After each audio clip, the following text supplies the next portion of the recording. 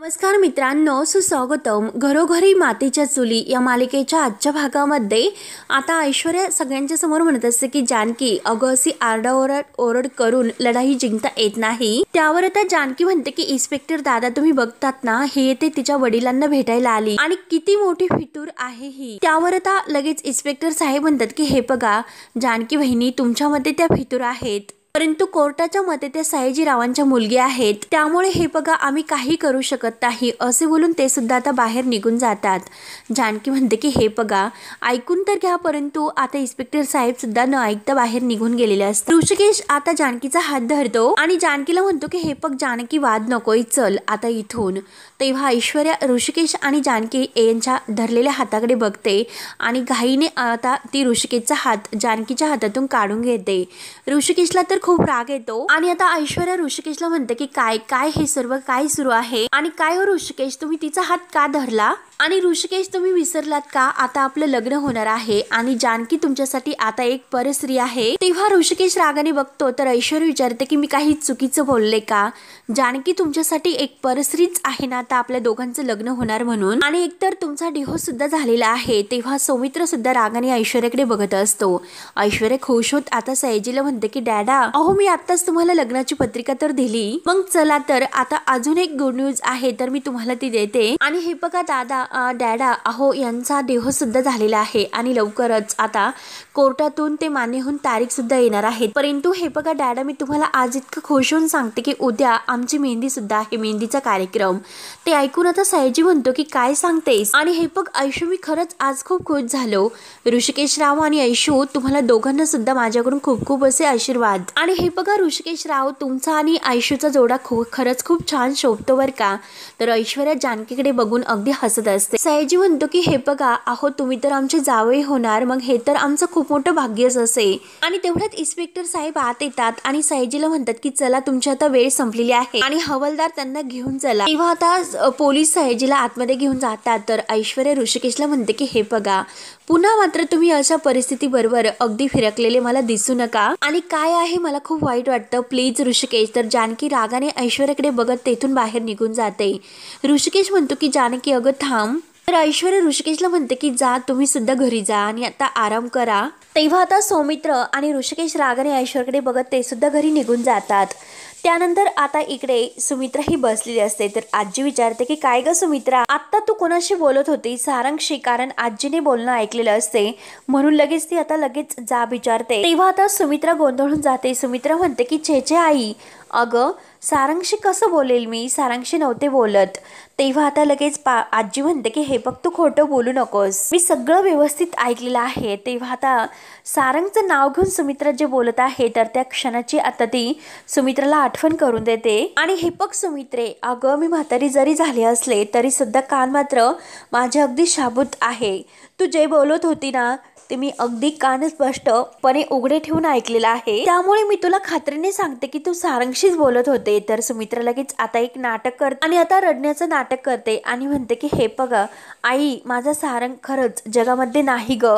तेव्हा आता आजी म्हणते की अगं तू रडू नकोस. आणि काय ग सुमित्रा, मी तुला तेच सांगण्याचा प्रयत्न करते, परंतु मला एक गोष्ट सांग, अगं जो माणूस आपल्याला सोडून जातो तो गेलेला असतो आणि तरी सुद्धा आपण त्याच्याशी फोनवर बोलत असतो का?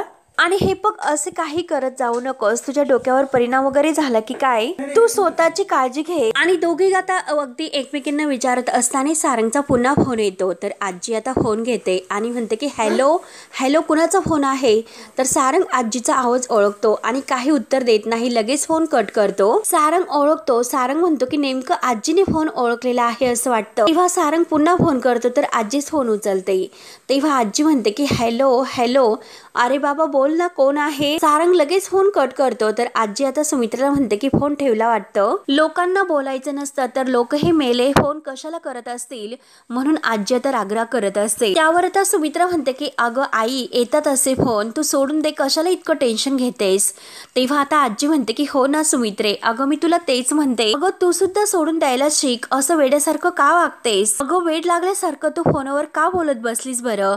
तेव्हा सुमित्रा आता रडण्याचं पुन्हा नाटक करते, आजीला चांगलीच फसवते, कारण आजीला असं दाखवते की अगदी तिला सारंगचं वेड लागलेलं आहे आणि ती मुद्दाम आता फोनवर बोलण्याचं नाटक करत होती असे ती दाखवते. तर आजी म्हणते की अगं, गेलेल्या माणसाची असं फोनवर बोलत बसू नये. एक वेळ मी तुला सांगते की तू भरपूर रडून घे, परंतु स्वतःला असा त्रास करून घेऊ नकोस. आणि हे बघ, दुसऱ्या कुणाशी असं काही सारंग समजून तू बोलत बसू नको बरं. तेव्हा सुमित्रा रडण्याचं आणखीन नाटक करत म्हणते की आई हे बघ ना, अगं तूच सांग बरं, मी सारंगला कशी विसरू? कोड असं बाळ होतं ग ते माझं. तर आजी म्हणते की हो ना अगं, पण आपल्या हातात काय असतं, सगळं काही देवाच्या मनात असते आणि तेथे कोणाचं काही चालत नसते. म्हणून आता आजी सुद्धा सारंगसाठी रडायला सुरुवात करते. आजीला सुद्धा आता सारंगची आठवण येते. सुमित्रा म्हणते की आई अगं रडू नकोस. त्यावर आता आजी म्हणते की हे बघ सुमित्रे, अगं मला काय वाटतं की आपण वडीलधारी माणसं आहेत, आता घरात सुद्धा अगदी चांगलं वातावरण असायला हवं आणि घर सुद्धा आपण आनंदी ठेवायला नको का? आणि हे बघ, तुला जर असं काही वाटलं तर तू माझ्याशी बोलू शकते, मी आहे ना तुझ्या सोबत आणि सगळ्या समस्या तुझ्या एका झटक्यात सोडवेल मी, तू काही टेन्शन घेऊ नकोस. पण एकटी अशी फोनवर बोलत जाऊ नकोस, ऐकशील ना माझं? सुमित्रा म्हणते की हो हो आई. आजी आता उठता उठता म्हणते की हे बघ सुमित्रा, आता जर कोणाचे फोन आले तर ते फोन घेऊ नकोस. आणि आता आजी आतमध्ये निघून जाते. तर सुमित्राच्या जीवात जीव येतो. ती देवाला मनात म्हणते की देवा, थोडक्यात तू मला वाचवलंस. तिला जर कळाले असते की सारंग जिवंत आहे तर आधी आईने सारंगला जिवंत आहे हे ऐश्वर्याला लगेच सांगितले असते. त्यानंतर आता इकडे इन्स्पेक्टर साहेब ऋषिकेश जानकी यांना सांगत असतात की हे बघा, तुमच्याकडे वेळ फार कमी आहे. त्या ऐश्वर्या खूप अशी छातीर आहे, तिने असे काहीतरी गोष्टी करून ठेवलेल्या आहेत, त्यामुळे आपण मात्र काहीच करू शकत नाही. तर जानकीला खूप टेन्शन येते. इन्स्पेक्टर साहेब सांगतात की यासाठी लवकरात लवकर तुम्हाला निकाल लावावा लागेल, नाहीतर परिस्थिती आपल्या हाताबाहेर जाऊ शकते. तर ऋषिकेश म्हणतो की हे बघा सर, आमचे प्रयत्न सुरू आहेत, परंतु आमच्या हाती मात्र काहीच लागत नाही. तो मास्कवाला जो माणूस होता तो एकदा जर हाती लागला असता तर या केसच्या बाबतीत थोडीशी तरी माहिती मिळाली असते आणि त्याचा आपल्याला मदत तर झाली असती. तेव्हा जानकी म्हणते की हो ना, आणि हे बघा सर, तो मास्कवाला माणूस आहे तर तो आमच्या घराच्या बाहेर घुटमळत होता आणि तो माणूस नक्कीच आमच्या घराच्या बाहेर कायम येतो. नक्कीच ऐश्वर्याचं आणि त्याचं काहीतरी छुपेछुप असणार आहे. तेव्हा आता इन्स्पेक्टर साहेब म्हणतात की परंतु आपण त्याला शोधणार कसं, कारण तो माणूस इतक्या लपून छपून येतो, एकही गोष्ट तो धागा दोरा काही सोडत नाही, मग आपण त्याला ओळखायचं कसे? सौमित्र म्हणतो की हो ना, फक्त त्याला शोधून काढणे हा एकच पर्याय आता आपल्याकडे म्हणजे शिल्लक राहिलेला आहे आणि आपल्याला त्याला शोधावेच लागेल.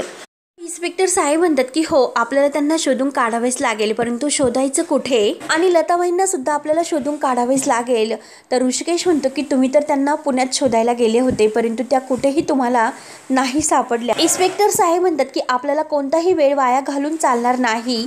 त्या कुठे आहे हे काय म्हणजे कुठे ठेवलेलं आहे त्यांना आपल्याला लगेच शोधून काढावं लागेल. तोपर्यंत मी आणि सौमित्र वकील साहेब जरा एका ठिकाणी जाऊन येतो. तर जानकी म्हणते की ठीक आहे. तर इन्स्पेक्टर साहेब त्यांना तेथेच थांबायला सांगतो आणि जमलं तर तुम्हाला ऐश्वर्याकडून काहीतरी अगदी कबूल करून घेता येतं की नाही ते बघत राहा. आणि हे बघा ऋषिकेश, ते सर्व काय आहे ते तुम्हालाच करावं लागेल, कारण मला असं वाटतं की ती ऐश्वर्या फक्त आणि फक्त तुमचंच ऐकू शकते. आणि एक आणखीन गोष्ट की तुम्ही त्या ऐश्वर्याच्या प्रत्येक हालचालीवर लक्ष सुद्धा ठेवा, कारण या हळद आणि लग्नाच्या आरती काहीतरी कारस्थान तर करू शकते. त्यावर आता जानकी म्हणते की हो सर, तुम्ही अगदी बरोबर बोलतात, परंतु हे बघा सर, किती काही झाले तरी माझ्या आईचा शोध मात्र अगदी सुरू ठेवा. त्यावर आता लगेच इन्स्पेक्टर साहेब म्हणतात की हो जानकी, तुम्ही काही काळजी करू नका. आणि आता इन्स्पेक्टर साहेब वकील साहेबांना म्हणजे सौमित्राला चला असे म्हणतात. तर सौमित्र आणि इन्स्पेक्टर साहेब तेथून अगदी एका ठिकाणी निघून जातात. त्यानंतर आता संध्याकाळ होते. तर इकडे लताबाई आणि माया एकमेकींशी गप्पा करत असतात. आता जानकीबद्दल लताबाई सगळं काही मायाला सांगत असते की हे बघ अगं, माझी जानकी खूप गोड मुलगी आहे. तर माया विचारते की काकू हे बघा, आता जानकी गोड मुलगी आहे स्केचमध्ये कसं दाखवायचं बरं, कारण आता जानकीचं स्केच आता लताबाई सांगत आहे तर ते वर्णनावरून माया काढत असते. त्यावर आता लताबाईला आणि मायाला खूप हसू येते. लताबाई डोक्याला हात लावते आणि म्हणते की हो ना अगं, माझ्या लक्षातच ते नाही आले. माया म्हणते की हे बघ, मला तर असं वाटतं की जगातील प्रत्येक आया आपल्या मुलाचं मुलीचं वर्णन करताना सगळे हे असंच तुमच्यासारखं करत असतील. तर लताबाईला आणखीनच गोड हसू येते. त्यावर आता लगेच माया विचारते की त्यांची शरीर अंत्येष्टी कशी आहे। तेव्हा लताबाई सांगत असते की तिची अंगकाठी ही सडपातळ आहे। तर जानकी इकडे मेहंदीच्या कार्यक्रमासाठी तयार होते आणि आता इकडे लताबाई वर्णन करत असते की नेहमी माझी मुलगी साडी नेसते आणि तिचे डोळे सुद्धा खूप छान आहे। त्यावर आता तो स्केच तयार करता करता माया विचारते की त्यांचे केस कसे आहेत। तर आता लताबाई खुश होऊन म्हणते की अगं तिचे केस तर कमरेपर्यंत आहे आणि रोज ती आंबाडा घालते आणि रोज केसामध्ये गजरा सुद्धा माळते। तेव्हा जानकी इकडे आपल्या केसामध्ये गजरा सुद्धा माळत असते आणि मस्त असा आंबाडा सुद्धा तिने घातलेला असतो। त्यानंतर माया ही आता लताबाईला विचारते की त्यांचं नाक कसं आहे बरं। लताबाई म्हणते की माझ्या जानकीचं नाक एकदम नाजूक आहे, नाजूक। अगदी आपलं तोंड भरून कौतुक करत आपल्या जानकीचं वर्णन ती आता सांगत असते आणि माया तसतसं तिचे जानकीचे स्केच काढत असते। तेव्हा आता मायाने परफेक्ट असा फोटो आता तो काढलेला असतो एकदम जानकी सारखा। तेव्हा आता लगेच माया विचारते की हे बघा अशी आहे का तुमची जानकी। तेव्हा लताबाई तो स्केच पाहते आणि म्हणते की अरे वा, खरंच किती छान चित्र काढलंस ग माया आणि हुबेहूब माझ्या जानकी सारखीच, अगदी सेम टू सेम। अगं तू जानकीला ओळखतेस की काय। तेव्हा आता माया म्हणते की नाही हो, म्हणून तर मी तुम्हाला विचारून स्केच काढलेला आहे। तर आता लताबाई म्हणते की अगं तू तर अगदी हुबेहूब चित्र काढलेलं आहेस, असं वाटतं की तू जानकीला ओळखते। त्यावर आता माया म्हणते की नाही अहो, मी तुमच्या जानकीला कधीच अजून पर्यंत बघितलेले नाही, परंतु तुमची जानकी मात्र खूप सुंदर दिसतेस। त्यावर त्या लताबाई सुद्धा तोंड भरून कौतुक करत म्हणते की हो आहेच, माझी जानकी खूप सुंदर आणि अगदी गोड सुद्धा आहे ती। तेव्हा आता जानकी इकडे तयार होत असताना आरशासमोर बसलेली असते आणि तेवढ्यात तेथे ऋषिकेश येतो। ऋषिकेश जानकीकडे बघतो तेव्हा आता जानकी उठते आणि ऋषिकेश समोर येऊन विचारते की कशी दिसते मी। तेव्हा आता ऋषिकेश तिच्याकडे बघून हसतो। तेव्हा ऋषिकेश अगदी खुश होत म्हणतो की सुंदर, आणि खरं तर अगदी सुंदर दिसते तू, आणि तिचे हात आपल्या हातामध्ये धरतो। तेव्हा आता जानकीच्या डोळ्यात पाणी येते। जानकी म्हणते की सुंदर तर दिसणारच, कारण माझ्या नवऱ्याची मेहंदी आहे। त्यावर आता ऋषिकेश म्हणतो की कमॉन जानकी, अगं हे सर्व आपण नाटक करतो, माहिती आहे ना तुला, किती वेळा तुला हेच सांगायचं ग जानकी। आणि हे बघ जानकी, तू स्वतःला इतका त्रास करून घेऊ नकोस बरं। आणि हे बघ जानकी, जर तुला त्रास झाला तर मला सुद्धा त्रास होतो ग, किमान तू माझ्यासाठी सुद्धा त्रास करून घेऊ नको। त्यावर आता जानकी म्हणते की हो मी प्रयत्न करते, मला एक गोष्ट सांगा बरं, तुम्ही इन्स्पेक्टर दादांशी बोललात का, त्यांनी काय सांगितले। आणि हे बघा त्यांनी आपल्याला सांगितलेले आहे, हे तुमच्या लक्षात तर आहे ना, ऐश्वर्याकडून आपल्याला सगळं काही वधून घ्यायचं आहे। त्यावर आता ऋषिकेश म्हणतो की हो जानकी, माझ्या सर्व काही लक्षात आहे, तू नको टेन्शन घेऊ, आणि त्यासाठी आता माझ्याकडे एक प्लॅन सुद्धा आहे। तर जानकी विचारते की कसला प्लॅन। तेव्हा आता ऋषिकेश म्हणतो की हे बघ जानकी, मी तुला आत्ता नाही सांगत, मी तुला सर्व काही नंतर सांगतो। तेव्हा लगेच आता ऐश्वर्या दरवाजात येते आणि दरवाजात येऊन विचारते की काय काय सांगतात तुम्ही तिला। तर ऋषिकेश रागाने ऐश्वर्याकडे बघतो आणि जानकी सुद्धा। आता ऐश्वर्या तर खूप खुश होऊन तयार झालेली असते, ते पण मेहंदीच्या कार्यक्रमासाठी। तेव्हा आता ऐश्वर्या विचारते की काय झाले, तुम्ही मला बघून असे चमकलेत का। आणि परत आता त्यांचे चेहरे बघून म्हणते की अच्छा, म्हणजे मी इथे आले हे तुम्हाला नाही आवडले तर। आणि हे बघा ऋषिकेश, नाही जानकीला ही गोष्ट आवडली नाही का। आणि काय हो ऋषिकेश, तुम्हाला सुद्धा ती गोष्ट आवडली नाही का। परंतु एक गोष्ट मी खरं सांगू का, मला सुद्धा एक गोष्ट ही आवडत नाही की तुम्ही सारखं सारखं तिच्या रूम मध्ये काय येतात बरं। मान्य आहे की ती तुमची बायको होती, परंतु आता तुमचा डिव्होर्स झालेला आहे, त्यामुळे इथून पुढे तुम्ही तिच्या रूममध्ये नाही यायचं, असे आता ती ऋषिकेशला ऑर्डर सोडते। परंतु आता ऋषिकेश रागाने ऐश्वर्याला म्हणतो की ऐश्वर्या लगेच म्हणते की आवाज खाली। आणि हे बघा तुमची होणारी बायको ऐश्वर्याच आहे आणि तुमचं भविष्य सुद्धा ऐश्वर्याच आहे, त्यामुळे इथून पुढे जानकी सोबत तुम्ही कोणतेही संबंध ठेवायचे नाहीत, लक्षात राहील ना तुमच्या। तिच्याशी बोलायचं सुद्धा नाही, तिच्या रूम मध्ये तिला भेटायला सुद्धा यायचे नाही, त्या दोघांमध्ये नवरा बायकोचं सुद्धा नातं ठेवायचं नाही। तर आता जानकी आणि ऋषिकेशला खूप राग येतो। ऋषिकेश म्हणतो की हे बघ, हे सर्व तुम्हाला सांगतेस, ते सर्व मी जर नाही केले तर। तेव्हा लगेच ऐश्वर्या म्हणते की ऋषिकेश, आहो तुम्ही दोघं सुद्धा उगाच मला माझी ताकद वापरायला लावतात। आणि लगेच जानकीला म्हणते की जानकी, तुला तुझी आई हवी आहे ना। आणि ऋषिकेशला म्हणते की कळले ना तुम्हाला आता। आणि हे बघा, बरं झालं तुम्हाला लवकर कळाले, कारण तुम्ही दोघंही आता फार वेळ मला बोलायला लावू सुद्धा नका। आणि काय ग जानकी, तुला सुद्धा लाज नाही का, एका परपुरुषाला तू तुझ्या रूम मध्ये कसं डायरेक्ट घेऊन येते ग। तेव्हा ऋषिकेशला खूप राग येतो। ऋषिकेश म्हणतो की ऐश्वर्या, अगं जरा बोलताना तोंडावर ताबा ठेवत जा। तेव्हा ऐश्वर्या म्हणते की अरे देवा, म्हणजे तुम्हाला राग आला तर तुमच्या एक्स वाईफला बोलल्यानंतर इतका राग येतो। परंतु एक गोष्ट आता तुमच्या या वागण्यावरून माझ्या लक्षात तर येतेच, कारण आपलं लग्न झाल्यानंतर तुम्हाला माझ्या बाजूने वळून घेण्यासाठी, खुश करण्यासाठी मला खूप प्रयत्न करावेच लागतील आणि माझ्या प्रेमात पाडण्यासाठी सुद्धा मला खूप वेळ लागेल। परंतु ठीक आहे, हे सगळं मी अगदी एजली करेलच आणि आता आपलं तर लग्न होणार आहे असे जानकीकडे खुश होत हसत बघत असते आणि म्हणत असते। आणि हे बघा ऋषिकेश, आपल्या सगळे विधी बाकी आहेत, चला बरं लवकर, माझ्या मैत्रिणी आलेल्या आहेत, सगळ्याजणी खाली वाट बघतात, आपल्याला तयारी लवकरच करावी लागेल, मेहंदीचा कार्यक्रम आहे ना आज आपला, चला तर लवकर। आणि ए जानकी चल, तू सुद्धा लवकरात लवकर खाली ये, कारण खाली खूप कामं आहेत असे बोलून आता ऐश्वर्या लगेच तोऱ्यातच बाहेर निघून जाते। आणि तेवढ्यात आता ऐश्वर्या जेव्हा खाली येते तर आता खाली आल्यानंतर तिच्या मैत्रिणी तिचं खूप कौतुक करतात की ऐशू तू आलीस, अगं खरंच किती छान दिसतेस बरं। तेथे आता सुमित्रा, अवंतिका आणि आजी ह्या सर्वजणी असतात आणि तेवढ्यात तिची एक मैत्रीण डोळ्यातील थोडंसं काजळ काढते आणि ऐशूला लावते आणि माझ्या ऐशूला कोणाची नजर लागायला नकोय। आणि तेवढ्यात असे बोलत असताना ऋषिकेश आणि जानकी बाहेर येतात। तिच्या मैत्रिणी लगेच आता म्हणतात की हाय जिजू, आणि काय हो तुम्ही आत्ताच येतात का, लग्नाचा काही उत्साह वगैरे आहे की नाही तुम्हाला, आणि काय हो जिजू तुम्ही किती उशीर केला, किती छान दिसतात बरं, थोडंसं हसा। ऋषिकेश रागाने आता त्यांच्याकडे सुद्धा बघत असतो आणि हे बघा तुमचं लग्न आहे म्हटल्यानंतर आता ओठावर थोडंसं हसू आणि अगदी स्माइल वगैरे हवं आहे की नाही, अगदी तेज तर चेहऱ्यावर असायला हवं। आणि तेवढ्यात दुसरी मैत्रिणी पुढे येते आणि त्या मैत्रिणीला म्हणते की हे बघ अगं तू शांत राहा, तू मात्र जिजूंना चिडू नको, थोडंसं अगदी घाबरल्यासारखं थोडंसं सगळ्यांना वाटत असतं। त्यावर आता ती दुसरी मैत्रीण म्हणते की हे बघा जिजू तुम्ही काही टेन्शन घेऊ नका, याकडे लक्ष देऊ नका, चला आता तुमच्या हातावर मेहंदी काढायची आहे। म्हणून ती आता ऋषिकेशचा हात धरते आणि ऋषिकेशला चला असं म्हणत असते। ऋषिकेश म्हणतो की हे बघा त्याची काही एक गरज नाही, मला मेहंदी काढण्यासाठी आवडत नाही। तेव्हा ऐश्वर्या लगेच म्हणते की ऋषिकेश अहो असं कसं आवडत नाही, तुम्हाला थोडीशी तरी हातावर मेहंदी काढावीच लागेल, कारण आपलं लग्न आहे आता आणि आज आपलं लग्न आहे, त्यामुळे आता चला लवकरात लवकर। तेव्हा ऋषिकेश म्हणतो की मी एकदा सांगितलं की मला मेहंदी काढायला आवडत नाही म्हणून। त्यावर आता लगेच जानकी रागाने बघत असते तर ऐश्वर्या म्हणते की हे बघा ऋषिकेश, तुम्हाला मेहंदी तर काढायला बसावंच लागेल आणि हे बघा समजा तो तुमच्या बायकोचा हट्ट आहे, प्लीज ऋषिकेश।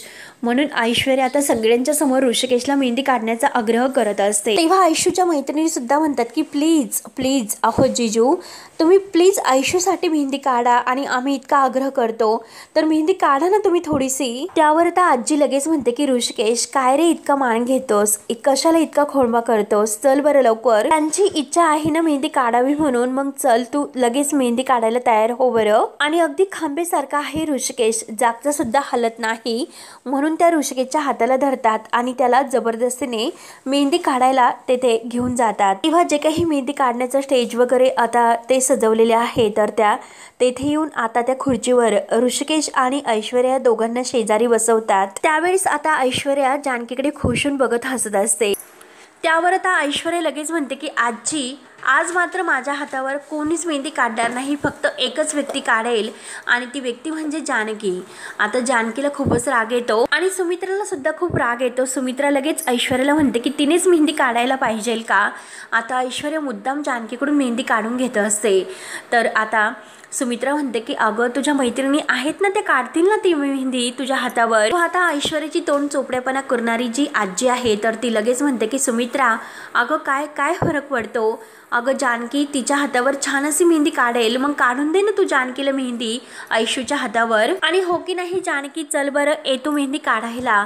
तेव्हा आता जानकीच्या मैत्रिणी सुद्धा जानकीच्या हाताला धरतात आणि जानकीला मेहंदी काढायला स्टेजवर घेऊन येत असतात, ते पण आता ऐशूच्या हातावर। तेव्हा जानकी ऐश्वर्या जवळ येते आणि तिच्याकडे रागाने बघत असते तर ऐश्वर्या म्हणते की अगं चल ना हातामध्ये कोण घे आणि मेहंदी काढ ना माझ्या हातावर, उशीर होतोय। शेवटी ती जानकीच्या हातामध्ये कोण देतेच आणि तिला अगदी तिच्या हाताला धरून जबरदस्तीने मेहंदी काढवायला बसवते। जानकीला फार असा राग येत असतो आणि ऋषिकेश, सौमित्रा, अवंतिका यांना सुद्धा ह्या ऐश्वर्याचा खूप आता राग येतो, कारण तिचं जरा अति होते हे सगळ्यांच्या लक्षात येत असते। परंतु आता लताबाईसाठी आणि घराच्या प्रॉपर्टीसाठी त्यांना शांत बसावे लागते आणि ऐश्वर्याचं सगळं कारस्थान सहन करून घ्यावे लागते। शेवटी ती जानकीला मेहंदी काढायला बसवते आणि म्हणते की हे बघ, मेहंदी काढ आणि आता तुला एक काम करायचं आहे, फक्त मेहंदी काढायची नाही तर माझ्या होणाऱ्या नवऱ्याचं नाव सुद्धा त्या मेहंदीमध्ये काढायचे आहे। तेव्हा आता जानकीला आणखीनच वाईट वाटते, कारण ऋषिकेचं नाव आपल्या स्वतःच्या हाताने ह्या ऐश्वर्याच्या हातावर तिला काढण्याची तर जबरदस्ती ऐश्वर्या करत असते। तेव्हा आता ऐश्वर्या जानकीला म्हणते की हे बघ, माझ्या हातावर ऋषिकेश हे नाव काढायचं आहे। जानकीच्या डोळ्यात पाणी येते। जानकी रागाने आता ऐश्वर्याकडे बघत असते। जानकीच्या डोळ्यात पाणी आलेले असते, ती ऐश्वर्याकडेच बघत असते। तर ऐश्वर्या खुश होत, काढ जानकी, माझ्या हातावर ऋषिकेश हे नाव काढ असं म्हणत असते। आणि तेवढ्यात मात्र आता नाना हे दाराशी येतात। दाराशी आल्यानंतर नाना मात्र आता जोरात थांबा असे ओरडतात। सगळेजण नानांकडे बघत असतात। नाना खूप भयंकर असे चिडलेले असतात आणि ऐश्वर्या अगदी रागाने नानांकडे पाहत असते। सगळेजण घरातील तिकडे नाना आलेले आहे याकडे सगळ्यांचे लक्ष जाते। नाना आत येतात आणि विचारतात की कुणाचं लग्न आहे आणि काय हा सगळा मूर्खपणा सुरू आहे। तर तेव्हा आता आजी थोडीशी घाबरत म्हणते की ऐश्वर्याचं लग्न आहे। सगळेजण उठून नानांकडे बघत असतात। तर नाना म्हणतात की काय, ऐश्वर्याचं लग्न? नाना विचारतात की कुणाबरोबर लग्न आहे? तर आजी म्हणते की ऋषिकेश बरोबर। नाना आता ऋषिकेशला विचारतात की ऋषिकेश, हे जे काही ऐकतो मी ते काय आहे, काय हे सर्व? आणि आता नाना जानकीला विचारतात की जानकी, तुला अगं हे सर्व कसे चालते, तू कशी तयार झालीस? नवरा आहे ना तो तुझा, मग हे सर्व काय चालले? तेव्हा जानकी लगेच नानांच्या जवळ येते आणि म्हणते की नाना तुम्ही जरा शांत व्हा। तर नाना काही ऐकायला तयार नसतात। नाना म्हणतात की हा जो काही तमाशा सुरू आहे, कोण शांत होईल बरं हा सगळा तमाशा बघून? जानकी, तुम्हाला एक गोष्ट सांग, तुझ्या नवऱ्याचं लग्न हे चाललेले आहे आणि तू मात्र अगदी ढिम्म उभी आहेस आणि तूच मला अगदी परत शांत राहायला सांगतेस। काय हे जानकी, काय बघतोस मी? अगं तू हे सर्व बघून आकाव तांडव करायला पाहिजे, परंतु हा जो बावळटपणा आहे तर तो कुणाच्या डोक्यात आलेला आहे असे नाना आता भयंकर चिडून विचारतात। आणि हे बघा, हे सगळं मला काही न सांगता अगदी मनाने तुम्ही करायला तयार झालात, मला काही सांगितलं सुद्धा नाही, विचारलं सुद्धा नाही। आणि हे बघ ऋषिकेश, अरे ही ऐश्वर्या लग्नाला तयार झाली, एक वेळ मी ते समजून घेऊ शकतो कारण ती बावळट आहेस, परंतु तू सुद्धा त्यात सामील झाला आणि तू कसा लग्नाला तयार होऊ शकतो? आणि हा जो काही वेडेपणा आहे तर तो काय सुरू आहे? तेव्हा आता नाना सुमित्राला सुद्धा रागाने विचारतात की सुमित्रा, तुला सुद्धा हे सर्व मान्य आहे का? तेव्हा सुमित्रा म्हणते की हे बघा, तुम्ही सुद्धा शांत व्हा, चिडू नका। हे जे काही सुरू आहे तर ते ऐश्वर्याच्या निर्णयानुसारच सगळं काही सुरू आहे। त्यावर आता नाना म्हणतात की अगं तिची लाख इच्छा असेल, परंतु तुमचे डोके काही फिरलेले आहेत का? अगं जेव्हा तिने लग्नाचा विषय घेतला, लग्नाला तयार झाली, तेव्हा तुम्ही तिच्या कानाखाली आवाज का काढला नसेल आणि उलट तुम्ही तिच्या बालिशपणाला प्रोत्साहन देतात। आणि आता ऐश्वर्याकडे वळतात। नाना म्हणतात की ए ऐश्वर्या, तुला काही लाज लज्जा शरम आहे की नाही? अगं तुझा नवरा जाऊन काही फक्त दिवसच झालेले आहेत आणि लगेच तुला लग्नाचे सोहळे करण्याचे हे अगदी असं नाटक सुचतं आणि त्यात म्हणजे तुला कुणाशी लग्न करावं असं वाटलं की तो घरामध्ये जो तुझा मोठा दीर आहे त्याच्याशी? तेव्हा आता नाना भयंकर चिडलेले असतात। ऐश्वर्या सुद्धा आता घाबरते। तर शेवटी जानकीला आता खूप राग येतो। जानकी लगेच आता रागाने बघत असते ऐश्वर्याकडे।